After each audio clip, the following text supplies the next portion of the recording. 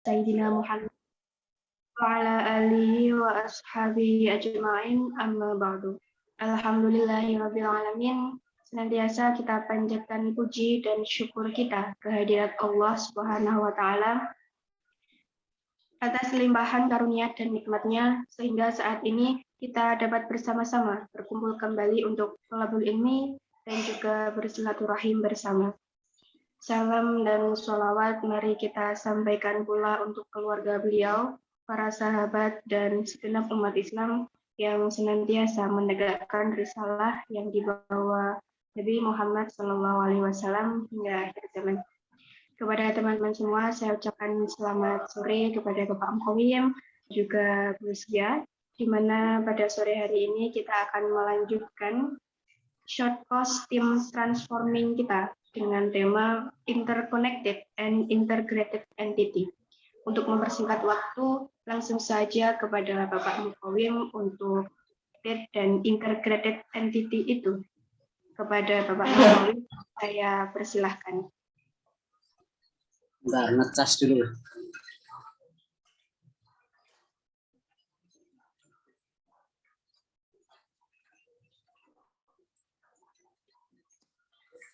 Oke, baik. Terima kasih,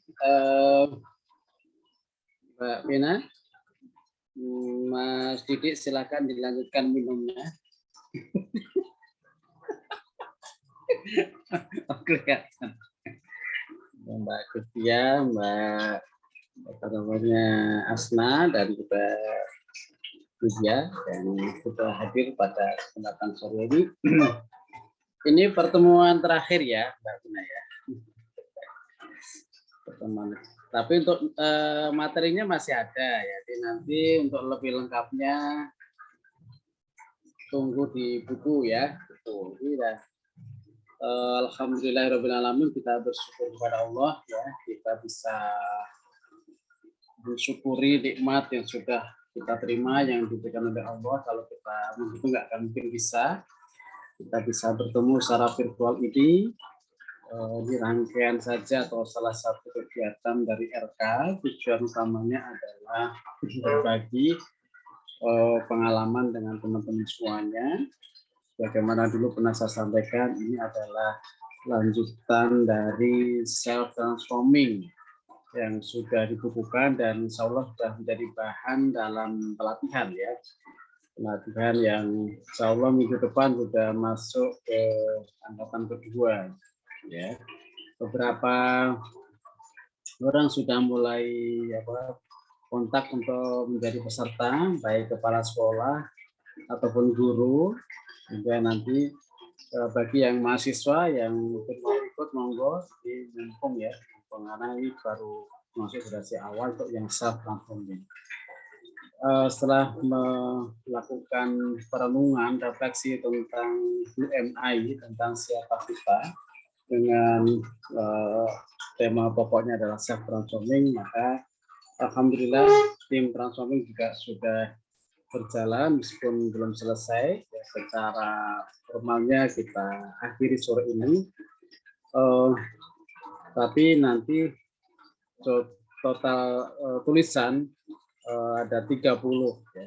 Yang sudah saya serahkan ke Mas Didi itu ada 23 plus 0 ya, berarti 24 ya Mas ya. Kalau 0 dihitung. Karena ada 0, 1, 2, 3 ya. Sampai ke sore ini 23. Yang terakhir adalah tentang toleran dan inklusif ya. Nah, ini adalah bagian dari kita menggabungkan dari dua alur ya. Yang pertama adalah diri sendiri, yang kedua ketika kita dalam konteks realitas bersama orang lain yang tentu berbeda ya. Berbeda itu dalam orang lain itu dalam pengertian tim yang mungkin berdua saja, bertiga, sampai yang mungkin agak formal sampai yang formal. Mulai dari yang mungkin hanya membentuk tim berdasarkan kamar, tim berdasarkan hobi makan, tim berdasarkan hobi drakor, atau mungkin tim berdasarkan apa itu, sampai yang mungkin ya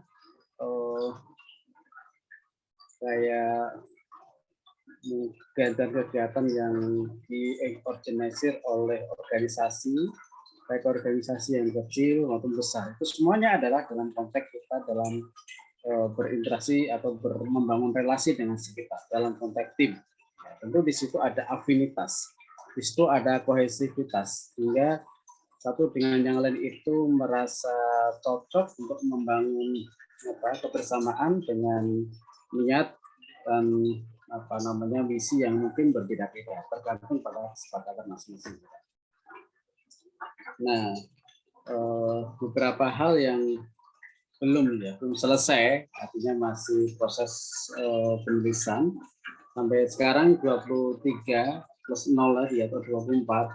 Itu ketika saya kumpulkan jadi draft buku satu spasi ya, itu udah 76 halaman.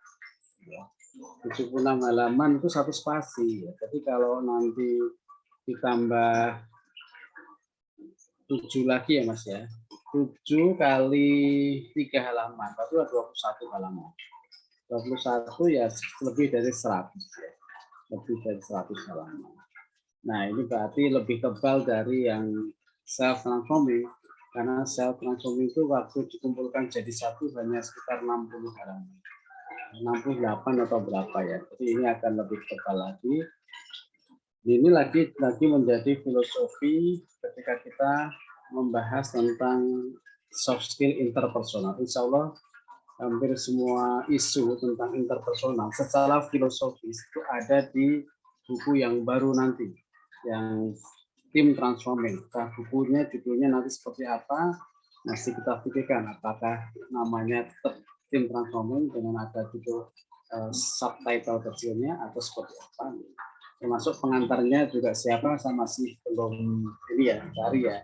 Beberapa pandangan tuh mungkin dari Pak Mahfud MD atau mungkin dari Bu Rusda Mulia atau mungkin dari Mbak Ruhaini atau apa itu masih, tapi itu sangat mungkin dilakukan karena sudah ada jalan. Baik, tema yang terakhir untuk konteks penutupan ini tadi Mbak Vina menyampaikan tentang interconnected and integrated entity.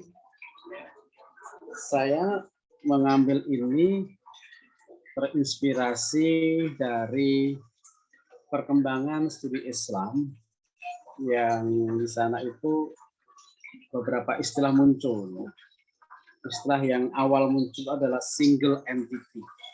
Single entity itu punya pemahaman bahwa ilmu pengetahuan itu ya hanya ulumuddin saja. Yang dimaksud ilmu itu tidak lain adalah ulumuddin. Ulumuddin pun secara lebih khusus adalah fikih yang terjadi di PTKI awal. Yang di luar itu dianggap bukan ilmu yang dipelajari. Nah, ini terasa. Tapi kemudian mengalami perubahan dengan adanya kesadaran bahwa ada ilmu lain di luar ulumuddin. Bagaimanapun itu harus diakui meskipun belum banyak dipelajari. Itu yang disebut dengan isolated entity. Jadi ada dua entitas yang terpisah. Satunya adalah ulumuddin ya, atau ulumun naqliyah, yang satu adalah ulumul aqliyah. Ya, seperti sains, ilmu sosial, humaniora, humanitis, sosial, dan ilmu alam. Pada perkembangan berikutnya itu tidak isolated, tapi ada yang disebut dengan interconnected entity. Jadi antara keilmuan itu tidak terpisah, tapi saling berkaitan, saling berhubungan. Ini nanti terkait juga dengan tema sebelumnya yaitu semi permeable dan intersubjektif. Tetapi penekanannya agak sedikit berbeda di sini. kita lebih melihat pada entitasnya. Entitas ini adalah saling berkaitan, terkoneksi dan sebenarnya terpadu ya, integrated. Nah, pada perkembangan berikutnya setelah interconnected entity, terutama setelah perubahan ke UIN itu ada istilah yaitu integrated entity. Nah, itu saya terinspirasi itu meskipun dari relasi antara ilmu agama dan umum, ya, artinya umum itu ya ada sains, ada ilmu sosial dan ada humaniora atau humanitis. Nah, ini memang berkaitan dengan nanti konteksnya adalah kelompok atau tim ya. Dalam tim itu seperti apa? Nah, di dalam konteks keilmuan memang dua hal itu seharusnya ya, dua keilmuan itu menjadi terhubung ya satu dengan yang lain. Karena pada dasarnya relasi antara sains dan agama itu ya saling berdialog, saling menyapa itu minimal begitu. Tapi memang di beberapa tradisi terutama Barat itu memang pernah ada relasi yang disebut konflik, dan relasi yang independen. Nah, dengan di tradisi Islam memang tidak ada ya. Di Islam itu lebih kepada integrated atau minimal interconnected. Sebenarnya integrated dan interconnected itu kalau di dalam konteks tadi adalah keilmuan, ya. Dalam bahasa yang sekarang itu ada interdisipliner, multidisipliner, dan transdisipliner. Itu juga nanti di dalam pembahasan ini muncul ya. Itu sebenarnya menggambarkan tentang pelaku. Ya. Monodisipliner itu kita pahami sebagai perspektif yang dimiliki oleh satu orang ketika melihat sesuatu. Perspektif ini bisa berasal dari tradisi keilmuan yang pernah dimiliki, pengalaman hidup yang pernah dilalui, sehingga menjadi sebuah perspektif tersendiri, menjadi sudut pandang, point of view sendiri. Dia ketika melihat sesuatu, ya berdasarkan pengalaman dan pengetahuan yang dimiliki. Nah, ini yang akan membedakan antara satu orang dengan orang lain, dan itu nggak bisa dihindarkan, ya. Jadi perbedaan atau keragaman unavoidable, sesuatu yang tidak bisa dihindarkan. Bahkan emas adalah sebuah keharusan. Karena kita hidup dalam ruang dan waktu yang memang berbeda. Dari hidup kita memang sudah berbeda. Meskipun dalam satu keluarga itu pasti berbeda. Ya, secara fisik kelihatannya tiap hari bersamaan atau bersama, tapi sebenarnya ketika merefleksikan apa yang diketahui, yang dirasakan, itu pasti berbeda. Nah, itu sebenarnya adalah bagian dari perspektif yang dimiliki, terbentuk dari pengalaman dan pengetahuan yang dimiliki. Tradisi intelektual, educational background, latar belakang pendidikan itu juga membentuk ini. Termasuk sekarang bukan hanya secara formal ya, tapi juga sekarang ada istilah jutagogi dan paragogi, peer-to-peer pedagogi. Itu ketika dalam konteks Internet of Things dan Internet of People itu relasi antar orang tidak cukup hanya dibangun berdasarkan pertemuan secara real ya, tapi juga di dunia maya ya. Sehingga ini yang menjadikan pengalaman dan pengetahuan seseorang itu terbentuk bukan semata-mata karena faktor pendidikan formal, tapi juga melalui media sosial dan juga melalui jaringan internet. Ini nggak bisa dihindarkan. Itu lagi-lagi membentuk perspektif atau sudut pandang tertentu. Bayangkan ketika ada 5 orang, itu berarti ada 5 sudut pandang, ada 5 perspektif. Nah, dalam satu kelompok kita pahami seperti itu. Setiap orang itu sudah mempunyai perspektif. Setiap orang itu punya sudut pandang sendiri karena mempunyai sejarah hidup, mempunyai garis hidup yang memang berbeda. Ketika bertemu dalam sebuah tim, bertemu dalam sebuah kelompok, maka masing-masing orang itu akan mengekspresikan sekecil apapun itu pengalaman dan pengetahuan yang selama ini dimiliki. Ya, pasti nggak akan sama. Ya, kadang disinilah jika tidak difahami, kalau kita cenderung atau kebiasaan kita adalah monodisipliner, cenderung bersikap dualistik, binary opposition, hitam putih, ya, maka kita akan melihat sudut pandang orang lain menurut sudut pandang kita, dan sangat mungkin akan terjadi gesekan, benturan, karena apa? Karena muncul prasangka, muncul bahkan menghakimi, seperti yang pernah saya tulis di beberapa pertemuan sebelumnya atau tulisan sebelumnya. Karena apa? Karena ya alamiah atau manusiawi ketika seseorang itu menyampaikan, melihat sesuatu, memberikan pandangan, komentar itu menurut apa yang selama ini dimiliki, apa yang selama dipahami, sehingga perspektifis, ya, akan besar kemungkinan terjadi mengevaluasi, menghakimi, menganalisis dengan sudut pandangnya. Nah, kalau ini dimiliki oleh setiap orang, sudut pandang yang cenderung menghakimi dengan pengalaman dan pengetahuan ini, maka akan muncul benturan, akan muncul gesekan karena saling menghakimi. Nah, disinilah pentingnya untuk hidup bersama, saya menganggap antar orang itu adalah entitas.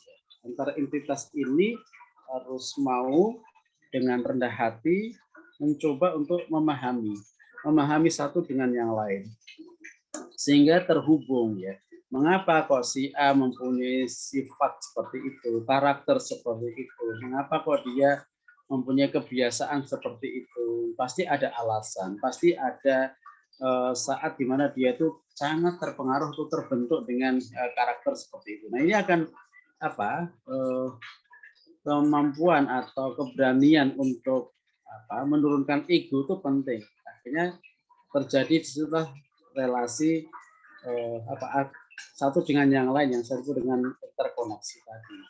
Jadi antara satu dengan yang lain itu akan saling menyapa, saling memahami, kemudian akan terhubung argumen masing-masing, latar belakang masing-masing, dan akhirnya juga tahu pandangan hidup atau cita-cita hidupnya itu mau kemana. Secara personal dia akan tahu, tetapi ketika dalam konteks kolektif, maka kesadaran itu akan muncul bahwa kita ini sekarang berada di mana. Masing-masing akan menyampaikan sudut pandangnya yang genuine, yang masing-masing orang, tetapi karena kesadaran kolektif muncul bahwa ini adalah bagian dari lembaga atau tim, maka dia akan menyadari kita ini terhubung oleh apa, kita ini sebenarnya di sini karena faktor apa dan mau kemana dan seterusnya. Itu yang nanti akan terhubung, itu yang disebut dengan interconnected itu.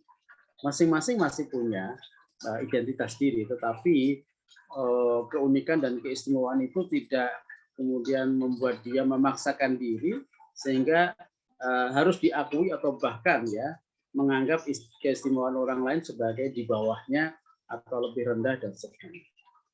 Nah, yang kedua tentang integrated. Integrated adalah sebuah sudut pandang bahwa sebenarnya kalau di dalam sebelumnya ya tentang ilmu tadi, ilmu itu sebenarnya dari mana sih?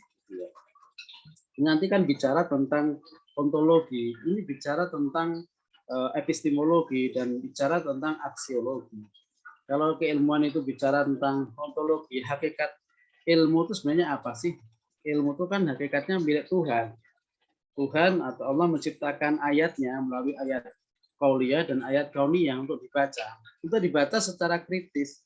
Nah, pandangan secara ontologis tentang realitas, tentang yang ada seperti itu, bahwa tidak ada satupun di dunia ini yang ada tanpa ada yang menciptakan. Realitas sosial, budaya, alam itu hakikatnya diciptakan untuk dibaca. Sehingga muncul pandangan bahwa sumber pengetahuan itu sebenarnya ya satu dari Tuhan itu sendiri. Ya. Maka ini akan berdampak kepada sisi epistemologinya. Secara epistemologi, pembacaan kita terhadap realitas sosial itu akan menghasilkan ilmu pengetahuan sosial seperti sosiologi, kemudian komunikasi, ekonomi, dan seterusnya. Tapi pada saat yang sama mengembangkan ilmu tadi tidak semata-mata untuk ilmu, tapi ada kesadaran bahwa pentingnya ilmu komunikasi itu apa? Oh, ternyata untuk bisa merawat alam, untuk menjaga, melestarikan alam, untuk membangun harmoni. Jadi bukan semata-mata untuk belajar tentang ilmu komunikasi. Belajar tentang ilmu bahasa bukan sekedar struktur bahasa, bukan hanya sekedar grammar, ya, nahwu sorof, tetapi bicara tentang tujuannya apa sih untuk berbahasa itu? Oh, berbahasa ternyata untuk bisa membuat dunia lebih atau alam menjadi sustainable, relasi antar orang menjadi lebih terawat dan sebagainya. Sehingga ini ada semacam terhubung ya dengan misi teleologis Tuhan, teleologis Allah, bahwa alam itu diciptakan memang punya tujuan, dan untuk macam itu kemudian menciptakan makhluk yang sebenarnya mempunyai tugas khalifah. Khalifah adalah untuk merawat dan memelihara serta melestarikan alam dan membangun harmoni, ya, sehingga terbangun komunikasi yang baik dan positif. Nah, pandangan ini yang ilmu apa saja ya, sosial, humaniora, dan bahkan alam ya, mengembangkan biologi, fisika, kimia, kemudian kedokteran, astronomi, itu bukan sekedar untuk pengetahuan, tetapi ada kesadaran ketuhanan. Disitulah Iqra bismi rabbikal ladzi khalaq. Membaca realitas, membaca ayat, baik ayat qauliyah maupun ayat kauniyah yang bersifat teks maupun konteks, itu ada kesadaran Tuhanan, ada God consciousness, sehingga tidak hanya untuk ilmu semata.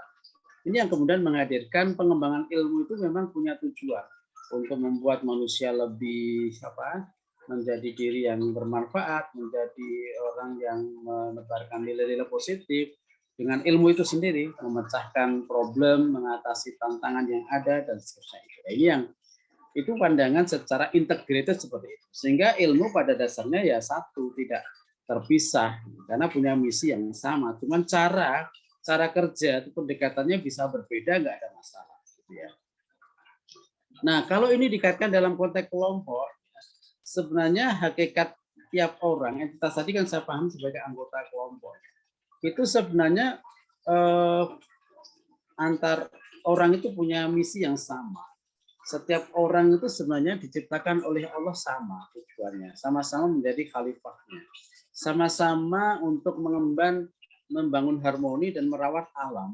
Nah, kalau sudah sama misinya, maka ya nggak ada perbedaan sebenarnya. Tentang teknis, tentang cara, itu nggak bisa dihindarkan. Karena apa? Karena setiap orang tadi punya tradisi intelektual dan juga pengalaman yang berbeda. Ini yang menjadikan antar orang itu kelihatan tanda kutip berbeda. Tapi sebenarnya substansinya sama, misinya sama. Cuman dari secara teknis itu yang perlu dikomunikasikan, sehingga ini kesadaran bahwa kita adalah satu. Mungkin pernah lihat film Three Musketeers ya, pernah ya Mas Didi ya,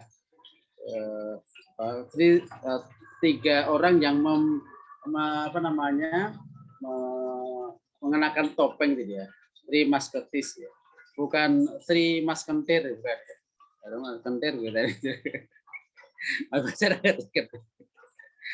jadi tiga orang laki-laki kentir, gitu. Ternyata Sri Mas Kentir. Nah itu bukan itu. Sri Mas Kentir itu adalah semua simbol punya slogan apa?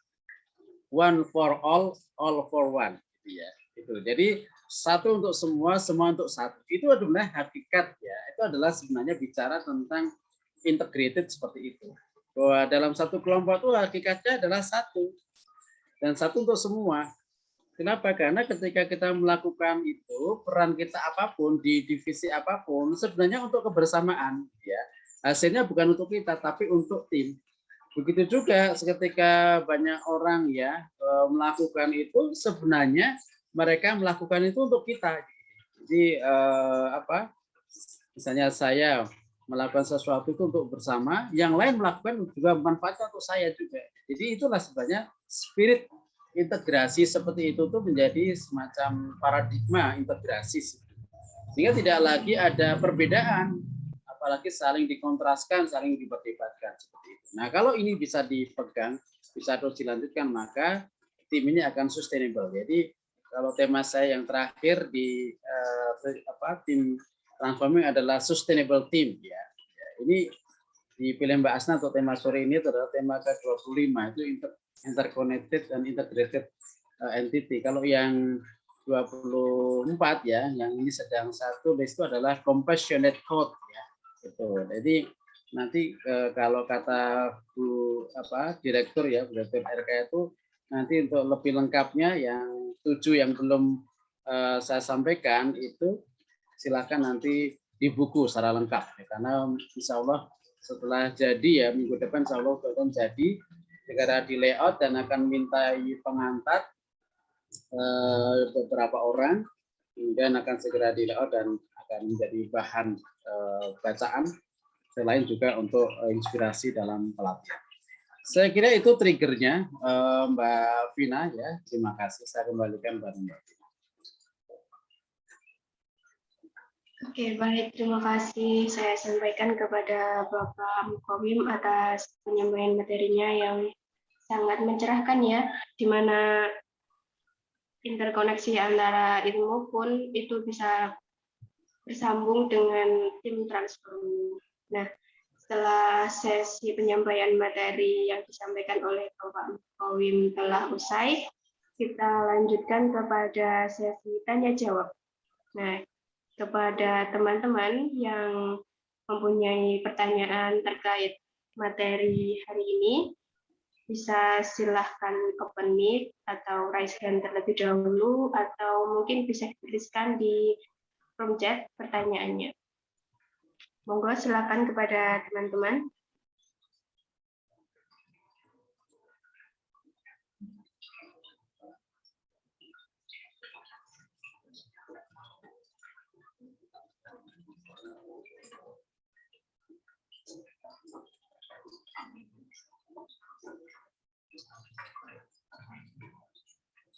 Oke, silakan. Tes. Ya, dengar Mas. Bertanya, Mbak. Ya.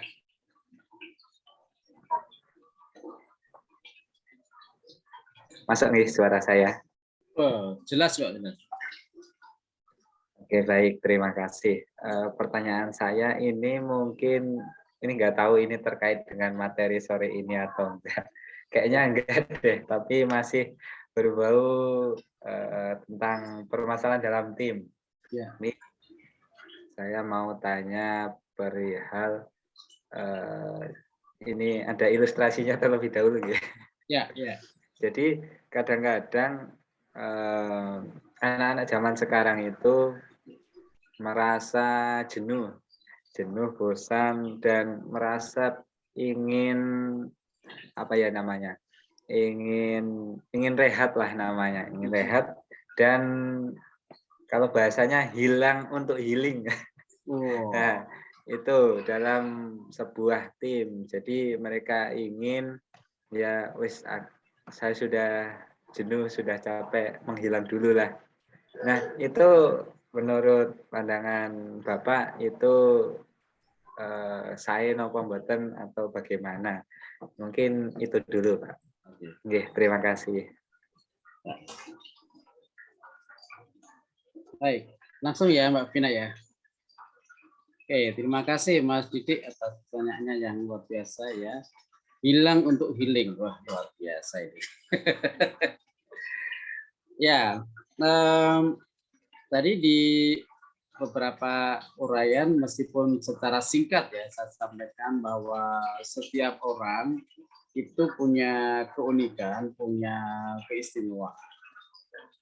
Keistimewaan yang ada dalam tim itu ketika bersama-sama dengan keistimewaan yang dimiliki oleh orang lain itu bukan berarti hilang ya.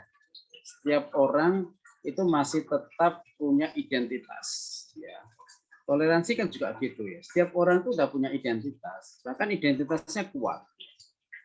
Justru karena kesadaran akan identitasnya yang kuat itu, dia bisa memahami identitas lain ya. Bahwa orang lain pun punya identitas seperti itu juga.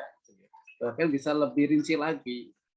Akhirnya apa? Kesadaran bahwa kalau saya seperti ini, orang lain juga seperti itu. Akhirnya apa? Muncul toleransi. Sebenarnya kan di situ. Nah, dalam konteks personal tadi, jati diri dan juga identitas diri yang unik, yang istimewa tadi akan tetap menjadi dirinya. Tetapi pada saat yang sama, dalam konteks berkelompok, itu ada bagian yang terhubung. Nggak akan semua terhubung, ya, karena lapisan manusia itu banyak banget. Ya, Mas Didi itu untuk lapisan anak ya pasti di Purworejo itu loh, dengan Bapak itu ya. Ketika lapisannya adalah mahasiswa ya di kampus itu lapisannya ya. Untuk lapisannya apalagi ya itu beda-beda tergantung lapisan mana. Jadi tidak akan mungkin satu kelompok itu mengcover keseluruhan lapisan, itu nggak mungkin. Hanya beberapa saja. Mas Didi mungkin akan punya lapisan sendiri sebagai mempunyai tim kelompok penggemar atau pencari jangkrik misalnya. Sangat mungkin itu ya, unik-unik kayak gitu. Atau penggemar ini suka ngitung mobil di jalan tol misalnya. Sangat mungkin ya, hobinya lebih unik kayak gitu ya. Itu jadi nggak akan mungkin sama. Nah, karena itulah absah, nggak ada masalah ketika seorang itu bahkan mungkin dia malah punya waktu lebih banyak di luar sisi terhubungnya itu dengan satu tim, karena pasti dia punya lebih banyak lah untuk semacam tadi disebutnya dengan me time ya. Kalau dalam bahasanya adalah me time. Jadi ini adalah waktuku ya. Healing itu sebenarnya tadi adalah me time, untuk semacam rehat sejenak. Enggak ada masalah, wong memang yang terhubung di situ hanya sebagian, dan yang lain itu pasti nggak akan terhubung ya. Gitu. Jadi akan lebih banyak di situ. Masalahnya adalah apakah kita memang menyadari bahwa healing itu karena konteks apa ya? Healingnya itu apakah konteks lagi jenuh di dalam tim, atau healingnya itu gara-gara kita lagi jenuh di lapisan di kelompok lain sebenarnya, tapi berdampak di kelompok yang sedang kita bangun. Itu kan itu masalah yang lain ya. Tinggal apakah bisa memberikan setelah healing itu kemudian bisa memberikan memberikan kontribusi, memberikan beberapa kontribusi yang lebih positif bagi tim atau tidak, itu yang menjadi persoalan. Jadi kalau kita sudah lebih bahasanya sudah melakukan self healing, mestinya sudah lebih fresh lagi dan bisa memberikan nilai tambah bagi tim. Itu yang seharusnya. Gitu. Sehingga kalau pertanyaan apakah ini nggak masalah ya. Jadi cuman setelah itu apakah ada peningkatan atau tidak? Ternyata kok setelah healing nggak ada peningkatan, berarti itu mungkin problemnya bukan atau mungkin bukan masalah tim sebenarnya di tim mungkin nggak ada masalah ya. Beda kalau healingnya itu dalam artian rehat sejenak, saya kok jenuh dengan tim ini ya, mungkin itu beda lagi ya. Karena tergantung ya problemnya itu di mana ya. Karena lapisan kita tadi kan terhubung dengan banyak entitas kan. Jadi itu Mas Didi ya. Iya, baik. Terima kasih Pak. Terjawab ini. Sampun. Ya. Oke, baik. Bisa dipahami Mas Didi ya? Iya. Menghilang untuk healing, berarti me time. Tapi jangan suka menghilang-hilang ya Mas, jangan dicariin lagi sama anggota tim. Bahasa Jawane wong ucul. Kebetulan.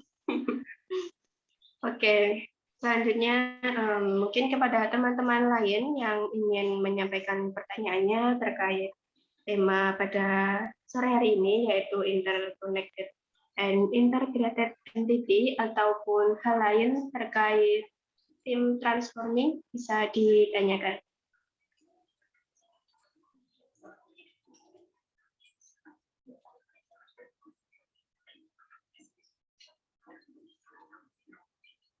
Oke, silakan kalau ya, ada. Izin bertanya Mbak Vina.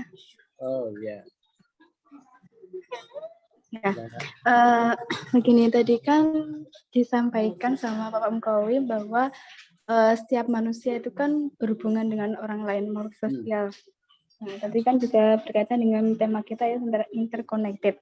Nah, dalam berhubungan itu kan ada lingkup besar dan lingkup kecil dan lingkup besar. Nah, misalkan kalau awalnya bermuluk-muluk dulu ya Pak ya. Iya.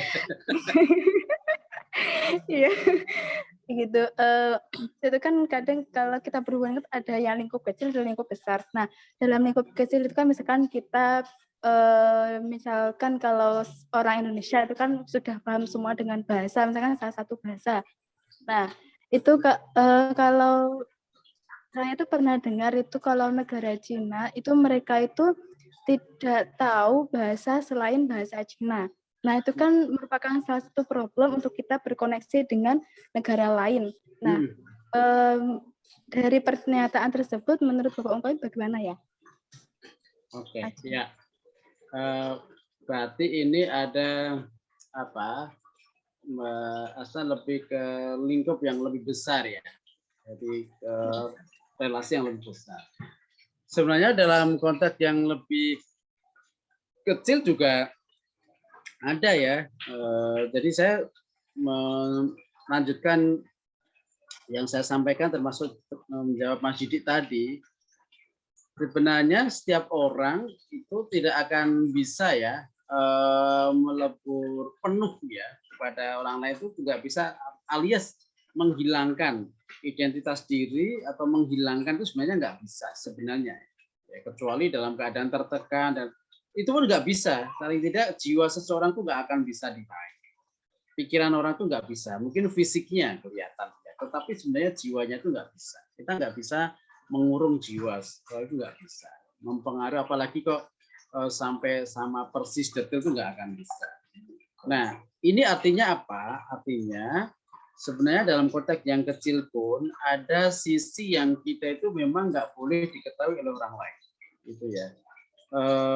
Atau sebaliknya kita nggak bisa mengetahui keunikan orang lain dari semua dimensi. Berarti apa? Sebesar usaha yang kita lakukan sebenarnya nggak bisa mengenali orang lain secara utuh, nggak bisa.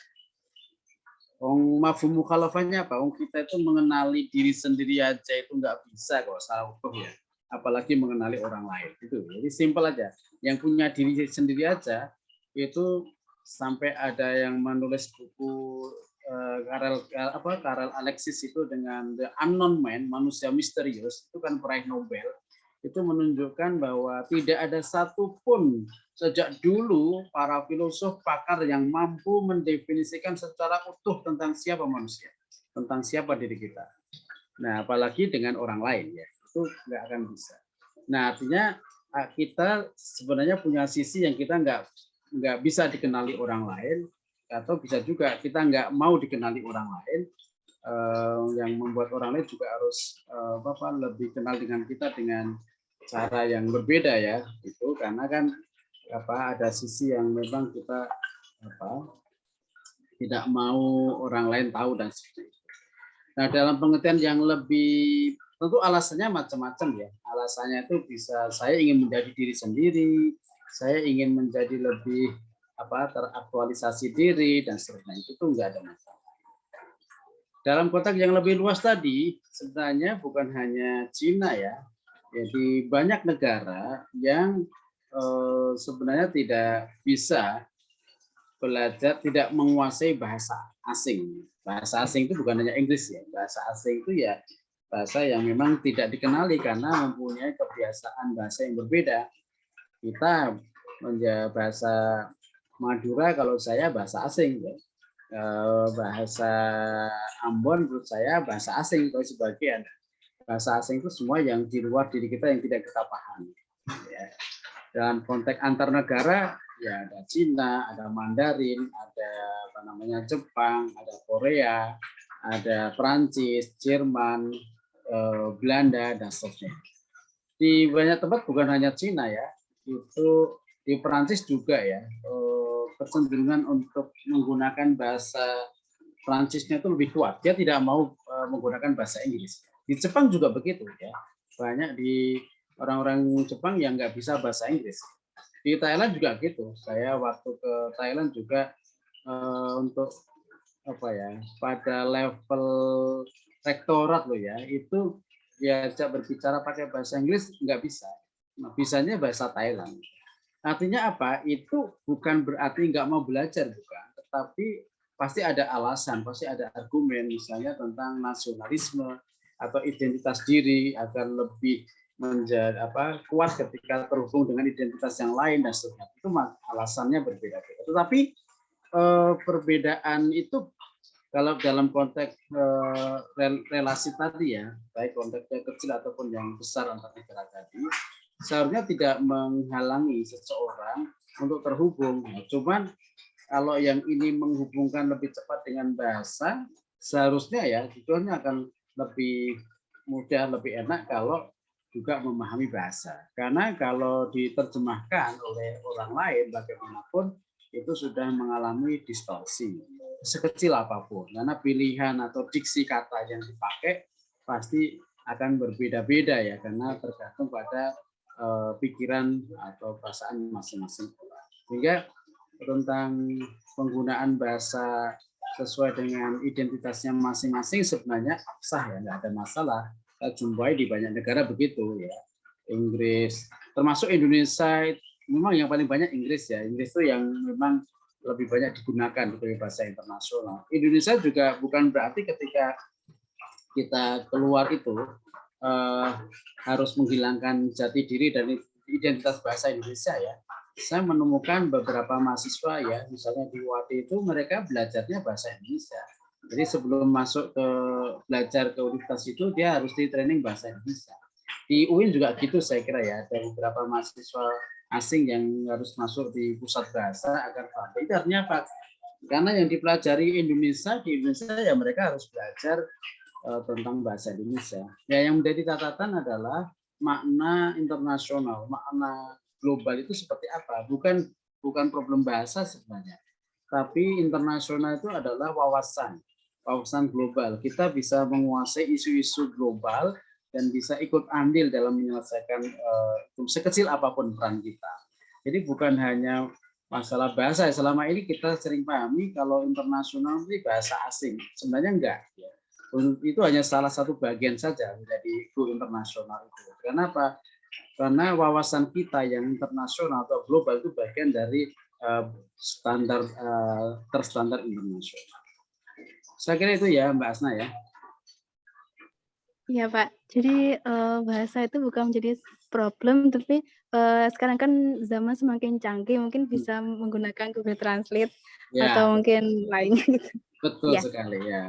Oke, Contohnya terima kasih Pak. Contohnya Mbak Asna bisa belajar bahasa India di web RK ya. Oh iya, di web RK sudah ada fasilitas translate ya.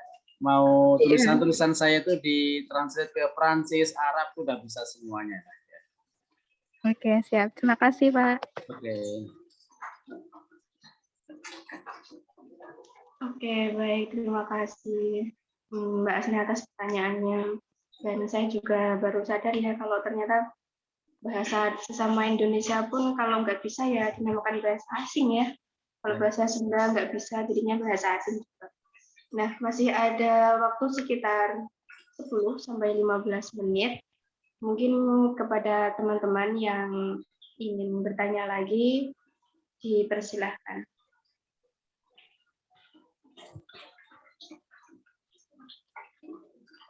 Silakan yang mungkin punya, ini mumpung di pertemuan Zoom terakhir ya Mbak Ina ya. Ya. Mungkin sambil menunggu teman-teman menyusun kata-kata sebelum bertanya. Ini saya mohon izin bertanya ini. Ini dalam ranah kelas di perkuliahan. Nah, saat pembagian kelompok, nah ini ada seumpama dalam kelompok saya itu ada satu orang yang bisa dikatakan wah ini orang sebagai juru kunci, sebagai ilmunya mata kuliah itu. Nah, kita yang anggota lain seperti ini. Kamu yang paling ahli tolong dong ini materinya apa aja, nanti kita yang cariin, kamu yang presentasi. Nah, sebenarnya perilaku atau apa ya perilaku kita kepada teman yang kita anggap ahli dalam suatu ilmu, jika diperlakukan seperti itu tepat atau tidak, begitu Bapak? Oke, baik, terima kasih Mbak ya. Ya, dalam konteks tim ya, posisi di dalam tim itu seharusnya posisi dalam pengertian ini ya, peran yang harus dimainkan atau kontribusinya itu sebenarnya sama. Tapi secara teknis mau mengerjakan apa itu memang bisa dipecah ya, bisa dibuat divide ya, bisa makanya divisi. Divisi itu adalah pembagian cara kerja atau prosedur kerjanya. Ini targetnya apa? Targetnya makalah jadi. Oke, sekarang siapa akan mengerjakan apa? Saya akan mengumpulkan referensi. Oke, kalau itu disepakati ya, apalagi saya akan nanti yang akan menjadi editor. Oke, saya yang akan nanti menulis draft. Itu soal teknis. Tapi apakah harus seperti itu? Enggak, ini soal kesepakatan. Gimana kalau semuanya sekarang bikin draft bareng-bareng? Itu juga bisa, itu soal teknis. Jadi soal hal yang negotiable seperti itu. Nah, dalam konteks kelompok seharusnya merasa ini ini adalah kelompok kita, bukan menggantungkan pada satu orang. Itu penting, kesadaran itu penting. Biasanya ini terjadi kebiasaan di sekolah-sekolah yang ada kelas akselerasi. Di kelas akselerasi itu sebenarnya ada dampak negatif. Kenapa? Saya ini diberitahu oleh beberapa guru dan juga oleh siswa yang ada di situ ya. Itu kompetisinya itu sangat kuat ya.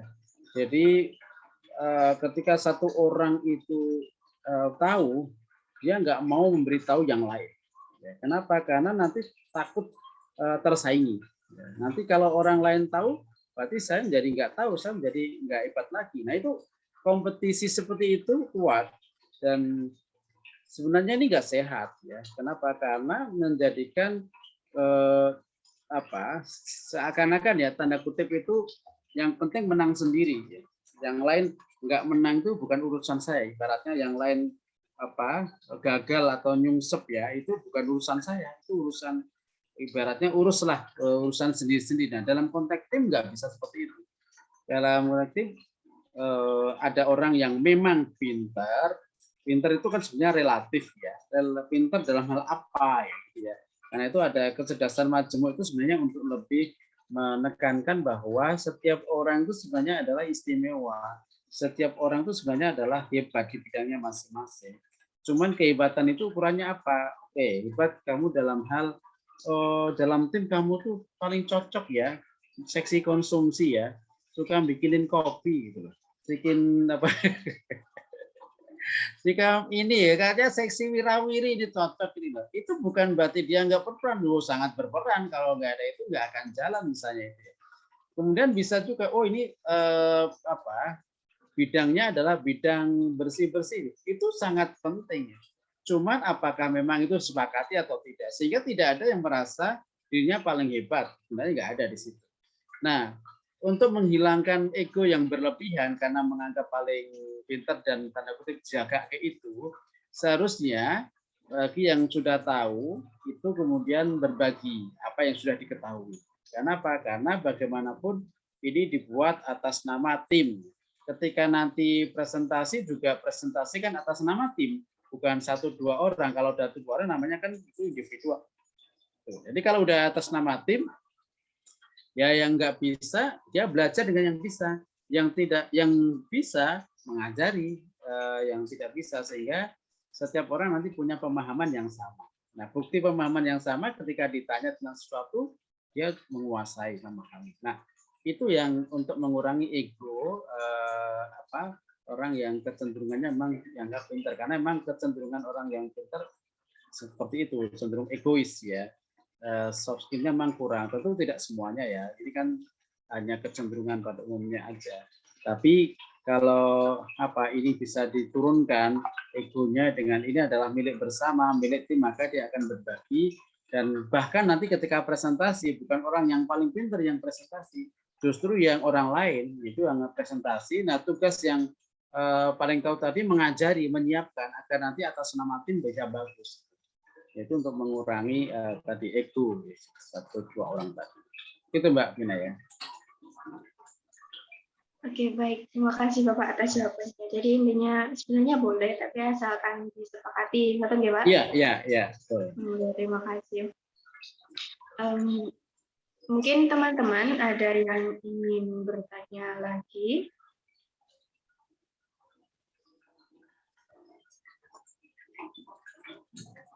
Jika tidak ada yang ingin bertanya lagi, apakah bisa dicukupkan, Bapak?